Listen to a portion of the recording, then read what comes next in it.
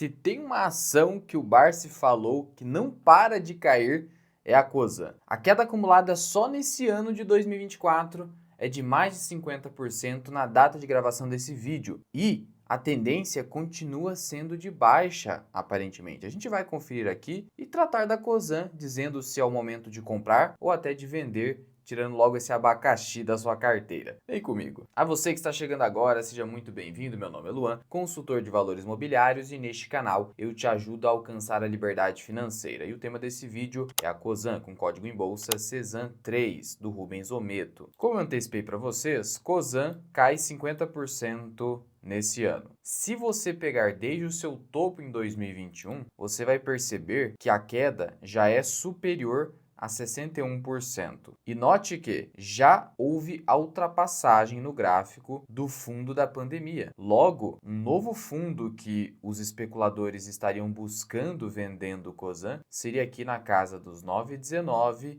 e ainda pior aqui na casa dos R$ 7.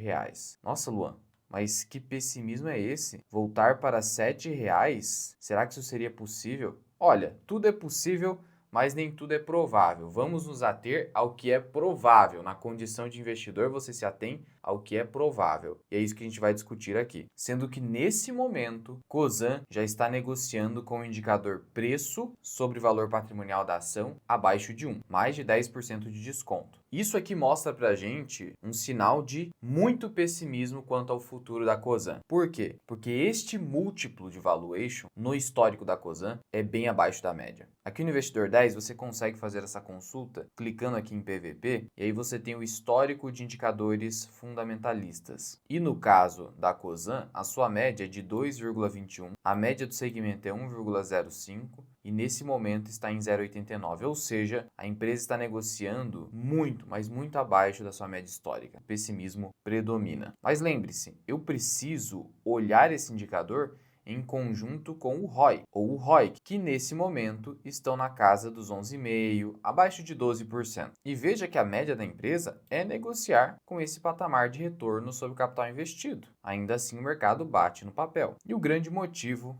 é a dívida da Cosan, e a tendência é haver uma piora. Só que o agravamento dessa dívida não vem apenas do cenário macroeconômico complicado no Brasil, como também de algumas decisões do Rubens Ometo, que gerou esse agravamento. Eu vou trazer aqui para você um breve histórico para você entender o que levou a Cosan nesse patamar de puro pessimismo. Sendo que hoje, o custo da dívida da Cosan está em CDI mais 1,4, aproximadamente. Ou seja, o que ela hoje tem de custo com a sua dívida é a taxa do CDI mais 1,4, 1,3. Algo próximo disso. Isso é muito ou pouco? Pessoal, no patamar de juro hoje no Brasil, isso é muito. Porque se a empresa tem um ROIC de 11,5, retorno sobre capital investido, e a gente tem um CDI que vai ultrapassar 12%, logo a conta não fecha. Ela não consegue gerar um retorno acima do seu custo de dívida. E esse é o grande problema. Porque a longo prazo, isso permanecendo, e a empresa não toma nenhuma medida para reduzir o seu nível de endividamento, isso gera deterioração da companhia. Como vocês sabem, a expectativa do mercado é de elevação da Selic para patamares bastante elevados. Dentro do Boletim Focus, a opinião do mercado é que a Selic alcance 13,5. Só que isso aqui tem mudado quase que semanalmente. Por quê? Primeiro porque quando você olha o Tesouro Pré-fixado, o mercado já está exigindo um prêmio de risco de 14,63% ao ano. Já dizendo o seguinte, olha, para 2025 a gente pode ter o quê? Uma Selic próxima de 15%. Eu não vou emprestar meu dinheiro para o governo, a não ser que eu ganhe agora, com vencimento em 2027, pelo menos 14,63, ou algo próximo de 15. Já que o governo tributa esse rendimento, esse não é um rendimento isento, na prática você tem algo próximo de 12 a 12,5% ao ano, depende da taxa que você pegar naquele momento. E como eu disse, Selic teria de subir a 15% para o Copom levar a inflação para a meta. E o grande motivo da escalada do juro é conter a inflação. Só que nós já ultrapassamos a meta máxima, 4,5%. Já estamos nos aproximando do quê? De 5%. O mercado já espera aqui quase 5%. Para o ano que vem, esse patamar não deve cair muito, apesar de um juro tão elevado. Então, olha só o tamanho de diferencial de juro que você tem em relação à inflação para contê-la. Para a inflação ficar abaixo de 5%, eu preciso hoje de um juro de 14,15. Que loucura! E isso impacta no endividamento das empresas, principalmente aquelas com muita dívida, porque o CDI acompanha a taxa Selic, pessoal. O CDI é 0,10% abaixo da taxa Selic. Se a Selic chegar a 14, 15%, o que é provável, não só possível, você vai ter um CDI 13, 14. Se você tem um CDI de 13, 14, o retorno do seu capital investido da Cosan não vai conseguir entregar valor ao acionista. Pelo contrário. E aí o mercado já precifica tudo isso, fazendo a ação cair 50%. Mas tem decisões equivocadas, acho que muito otimistas, que foram tomadas pelo Rubens Ometo e você vai entender aqui. Sendo que não bastasse tudo isso, todo esse problema macroeconômico, o Lira ainda disse que não há votos suficientes para o quê? Para a aprovação da PEC do pacote de gastos do governo, que é o grande gatilho hoje para a Bolsa Brasileira e a contenção dos juros nesse momento. E ainda mais a expansão do dólar, porque saiba o seguinte, hoje o grande responsável da dívida da Cosan é o que ela tem em Raízen, e a Raízen tem uma dívida enorme também, e muito dessa dívida está atrelada ao dólar. O dólar subindo, isso prejudica o nível de endividamento da Raízen e consequentemente da Cosan. E aí, sem esse pacote de gastos, segundo o Morgan Stanley, dólar poderia bater R$7. Aí o endividamento da Raízen pioraria muito, da Cosan também. Aí você tem o juro elevado, você tem um spread negativo entre retorno sobre o capital investido e o custo da dívida. Pessoal, na pior das hipóteses, a empresa poderia ser obrigada a pedir recuperação judicial para reperfilar toda essa dívida. E aí, ela cair para R$7 não seria uma maluquice da minha parte prever esse tipo de situação. É claro que ninguém sabe o que vai acontecer, mas qual é a condicionante aqui? Se a empresa não reduzir a alavancagem financeira, com um cenário macroeconômico tão complicado quanto a gente está vendo hoje, e ela ser obrigada a pedir recuperação judicial, bater R$7 seria até pouco. Entenda isso. E note o seguinte também em relação à Cosan. Ela é uma empresa com beta acima do Ibovespa, sinalizando que ela tem mais volatilidade. E a gente está percebendo isso na prática.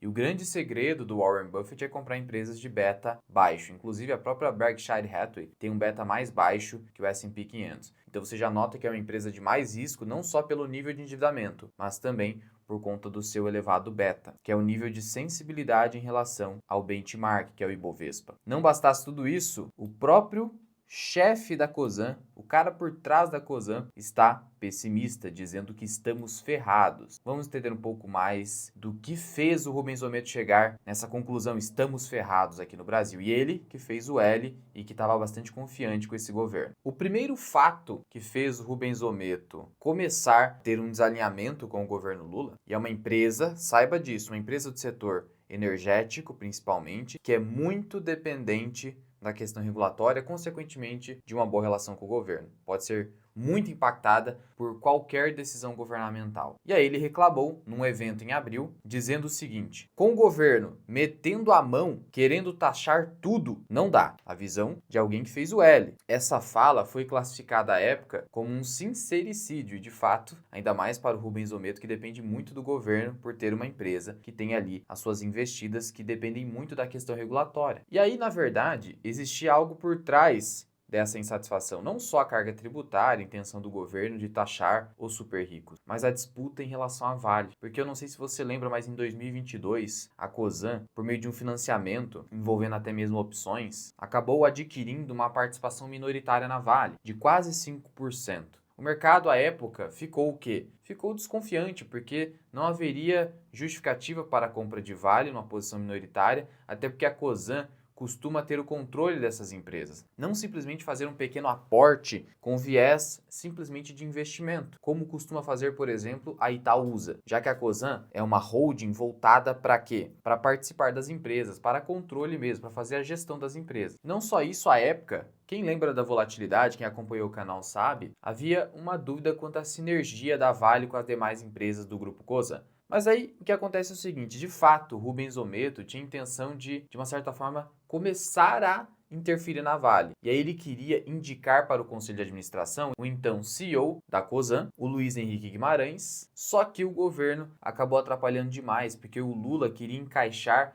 o Guido Mantega na presidência da Vale. E aí, a Vale começou a ficar indecisa, toda aquela questão política envolvendo a Vale. E aí eles decidiram colocar o vice-presidente da Vale como então CEO, tirando então o Eduardo Bartolomeu. Então é isso que acabou acontecendo. o governo também teve a sua intenção frustrada e a Cosan também. E aí, nesse cenário de insatisfação, de instabilidade, a dívida da Cosan começou a crescer demais. E ela começou o quê? A pensar em se desfazer de Vale. Tentou o IPO da Moove, não deu certo. Da Compass está pensando também. Está querendo realizar vendas a todo custo, tentando fazer um follow-on eventualmente da Raízen para gerar caixa e realizar desalavancagem na Cosan e também na Raízen, que, como eu disse, tem dívida atrelada ao dólar. E o cenário não é nada favorável. Hoje, a alavancagem financeira da Raízen é de quase 3 vezes EBITDA. Da Cosan também está nesse nível e crescendo. Então hoje você tem uma tempestade perfeita. Veja que comprar ao som dos canhões não é tão